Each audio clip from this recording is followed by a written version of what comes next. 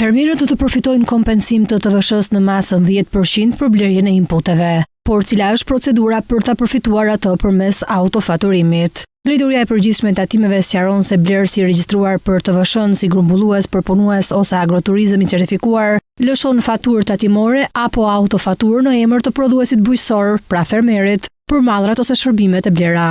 Blera e faturës përdoret për llogaritjen e kompensimit dhe në të duhet të shtohet nipti i prodhuesit dhe elementet tjera të faturës tatimore sipas ligjit. Por çfarë kushtesh duhet të plotësojnë fermerët për kompensim? Një ndër to është qarkullimi vjetor i cili nuk duhet të tejkalojë kufirin minimal të regjistrimit të TVSH-s. Produktet ose shërbimet duhet të jenë rezultati i punës së tij bujqësore.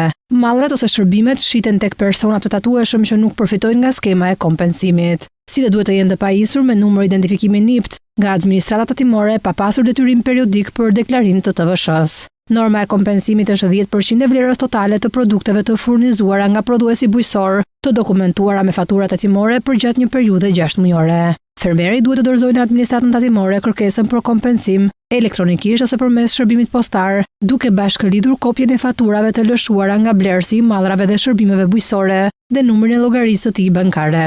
Kërkesa për kompensim bëhet me bazë 6 mujore. Brenda datës 31 dhjetor të vitit 2026 për furnizimet e kryera nga janari deri në qershor të vitit 2026 dhe brenda datës 30 qershor të vitit 2027 për furnizimet e kryera nga korriku deri në dhjetor 2026. Kompensimi nga administrata tatimore kryhet brenda 30 ditëve nga data e paraqitjes së kërkesës nga fermeri.